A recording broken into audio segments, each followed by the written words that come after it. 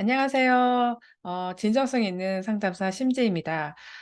최근 이제 진로 지도에 관련된 동영상을 업로드해서 많은 분들이 좀 보셨는데, 그 이외에도 이제 시리즈는 계속 진행될 예정이라 한번 기대해 주시면 좋을 것 같고, 저는 뭐 길게 얘기하는 것보다 짧고 굵게 필요 정보들만 엑기스를 지금 드리는 거니까 필요하신 분들은 참고하시면 좋을 것 같아요.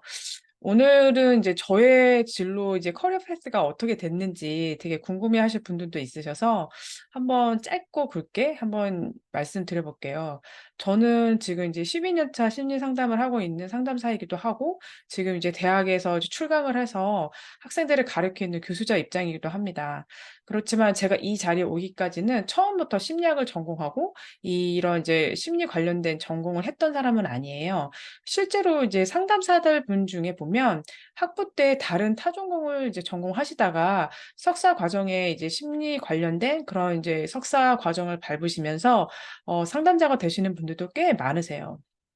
저 같은 경우도 처음에는 이제 우리나라 이제 건국대학교에 있는 히브리학과를 이제 먼저 졸업을 하고 그 히브리학과를 통해서 이스라엘로 이 어학연수를 이제 히브리어 어학연수를 갔다 오게 되면서 영어에 대한 눈이 띄어졌었어요. 그래서 그 이후에 이제 영어권에 있는 나라 이제 캐나다로 이제 어학연수를 가게 됐는데 저희 큰언니가 이제 캐나다에서 이제 그 유학하는 중이었어가지고 저는 이제 혜택을 받았죠. 그래서 덕분에 그 일반 그냥 이렇게 어학연수라기보다는 윌프레드 로리아라는 어떤 학교에 직접 입학을 해서 제 자비량으로 그것도 굉장히 많이 비싼 이제 학비를 두고 그때 임상심리학, 뭐 이렇게 인지심리학 이런 수업을 좀 들었던 것 같아요. 그때는 선택의 여지가 없었던 것 같아요. 제 영어 실력이 굉장히 짧았기 때문에 그러니까 멀티플 초이스라고 그러죠. 다지선다형 뭐 그런 식으로 문제를 풀 수 있는 시험 유형이 인지심리학 수업이랑 이상심리학 수업이었었어요. 그래서 그 수업을 한 학기 내내 그냥 영어가 이제 부족하니까 과목 수는 많이 늘리지 않고 한 학기 그렇게 영어 이제 막 배워가면서 정말 열심히 공부를 했던 것 같아요. 근데 한국에 돌아와서 다시 이제 심리학을 공부했을 때 인지심리학이랑 이상심리학이 그렇게 어려운 과목인지를 그때 알았던 것 같아요. 그래서 거기서 또 이제 심리학의 이해라는 수업을 그 다음 학기에 또 들었고, 그래서 총 세 과목 정도를 영어로 이제 수업을 듣고, 그 이제 시험 과목에 연계된 어떤 점수 학점을 이제 제가 갖고 와서 한국에서 이제 국내에 있는 이제 이대 심리학과를 이제 편입해서 들어갈 수 있었는데, 엄청났죠. 그 경쟁률이 엄청났는데, 저를 이제 인터뷰하셨던 면접을 보셨던 그 교수님이 인지심리학 교수님이셨던 거예요. 지금 생각해 보니까 그러네요. 그래서 어떻게든 이제 그때 굉장히 많은 분들이 지원을 하셨는데 제가 어떻게 잘 이제 뽑혔어요. 그래서 심리학과를 다니면서 저는 너무너무 재밌었거든요, 수업 자체가. 근데 심리학만 졸업해서는 상담사를 길을 바로 갈 수가 없더라고요. 그래서 중간에 저 같은 경우는 이들 이제 경력개발센터에서 주관했던 이제 서울시하고 이제 같이 상호작용해가지고 그 기관이 있었는데, 청소년 커리어 코치라고 진로 지도 관련된 어떤 강의를 하는 그런 이제 과정을 이수를 하고 나서 서울시에서 배정된 뭐 초등학교, 중학교 이런 곳에서 이제 진로 지도 강의를 하기 시작했어요. 직접 이제 1차 시부터 14차 시까지 과목 강의를 이렇게 짜가지고 학생들을 만나면서 이야기를 하고 하다 보니까 학교에 가니까 이제 학생 뭐 부장 선생님들 이런 분들이 자꾸 찾아오셔 가지고 "우리 학생들 좀 이렇게 상담해 주면 안 되겠냐."고 자꾸 부탁을 하시는 거예요. 근데 그 당시에 저는 뭐 상담 수련 받은 적도 없고 그냥 그저 심리학과를 나왔을 뿐인데 그리고 나는 그냥 이제 진로 지도를 하는 강사일 뿐인데 약간 이런 생각을 했었던 것 같아요.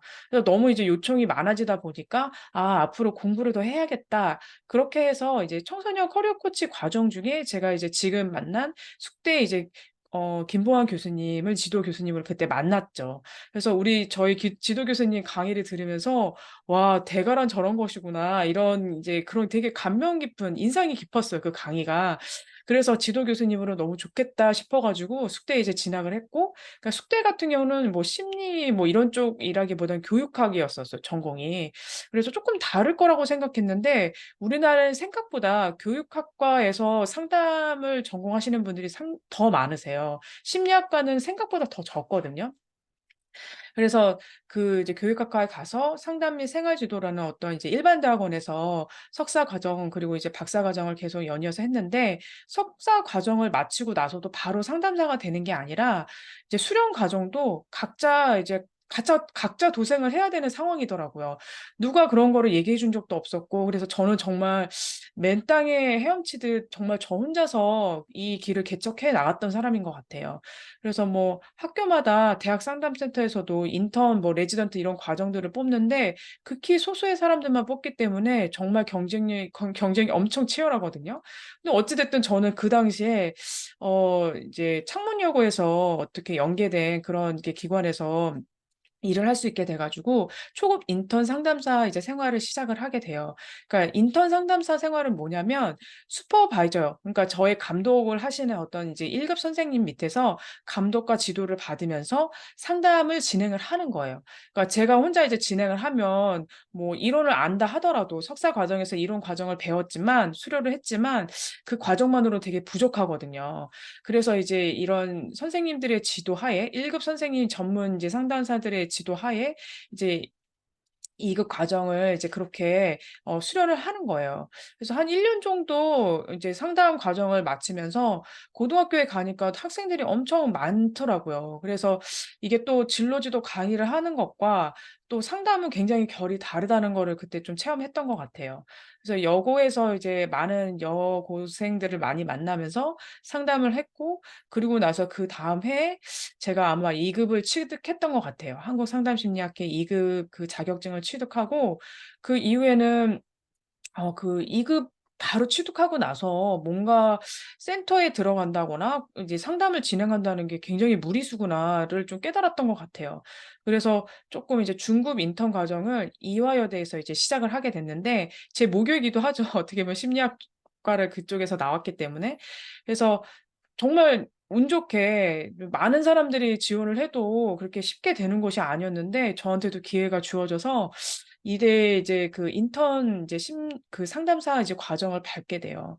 근데 그 상담사 과정 중에 뭐 굉장히 많은 이제 교육도 받고 그리고 다양한 이제 슈퍼바이저 선생님들을 통해서 사례 지도를 받는데 그 사례 지도를 어떻게 받냐면 제가 이렇게 내담자들을 만나서 상담을 하고 나면 그 회기마다 다 녹음을 해서 제가 이제 그 어떤 회기 중에 가장 좀 내용이 어렵고 어떻게 진행해야 될지 모르겠다 하는 그 내용을 가지고 녹음한 자료를 다 녹취를 해서 풀어가요.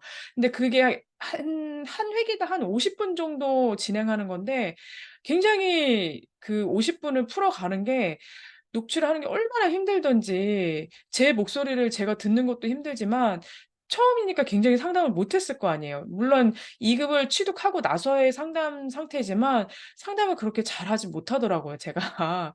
그래서 이거를 또 선생님께 들려드리고 또 이런 부분들을 또 이렇게 말씀드리고 또 지도를 받고 이런 과정을 굉장히 오랫동안 지속을 했어요. 그래서 거의 과정 중에서도 아마 이 과정을 하면서 어 거의 지금 10년 차 돼 가도록 저는 이제 다양한 이제 슈퍼바이저 선생님들을 만나면서 이제 수련 과정을 마쳤는데 어 그리고 나서 이제 정점으로는 그 자격증을 취득하기 위해서는 또 시험을 봐야 돼요. 근데 그 1급 시험은 굉장히 내용이 광대하고 과목이 뭐 5 과목이라고 하지만 거의 7 과목 같은 그런 5 과목의 시험을 치러야 되는데 면접도 시험 봐야 되고 필기 시험도 봐야 되고 그 준비하는 과정이 또 만만치 않습니다. 요즘은 거의 한 18% 정도만 붙는다고 해요. 그래서 이런 과정을 거쳐서 이제 전문 상담사가 되는 거예요. 그래서 2급 선생님들도 물론 굉장히 노력하고 계시지만 2급을 또 취득하시고 저처럼 꽤 오랫동안 수련을 받는 분들도 되게 많으시고 그러니까 저는 1급을 그렇게 막 '빨리 해야 된다.' 이런 거는 좀 아니었던 것 같아요.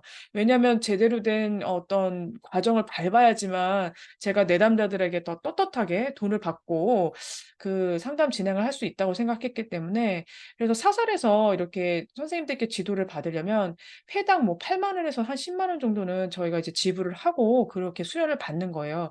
근데 이런 인턴 과정이라든가 레지던트 과정에서는 학교에서 돈을 받기도 하고 제가 또 인턴 과정에서 돈을 또 내기도 하고 그렇게 해서 그 의사들이 하는 것만큼 인턴들부터 이렇게 돈을 받고 그렇게 그 과정을 치르지 않거든요. 그래서 굉장히 돈이 많이 드는 작업이에요, 이 상담사가 되는 길이. 그래서 상담하는 선생님들도 정말 경제적인 그런 여유가 있지 않은데 참 어렵죠. 그리고 그 과정 중에 저는 교육 분석을 같이 받으면서 또 갔거든요.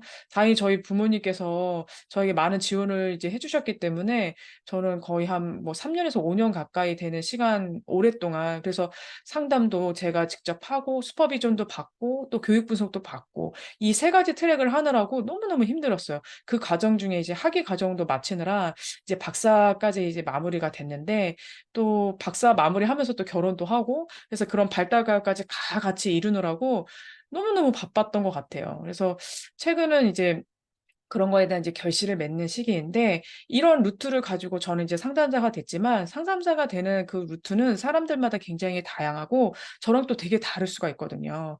그래서 학부 때 아예 뭐 전공이 다른 뭐 경제학과를 나왔다든지 뭐 이런 뭐 그런 타 전공에서 석사 과정에서 또 하시는 분들 중에 굉장히 또 잘하시는 분들이 있어요, 상담을. 그래서 상담 자체는 우리가 농구 선수가 키가 크면 아무래도 농구하는 데 유리하겠죠. 그것처럼 상담도 그 성향이 잘 맞는 분들이 있으신 것 같아요. 저 같은 경우에 MBTI에서 ESTJ 성향이 쪼끔 강하게 나오는 사람인데 이 ESTJ가 지금 사업가 유형이거든요. 아마 이제 상담 센터를 운영하면 되게 잘할 유형인 것 같아요.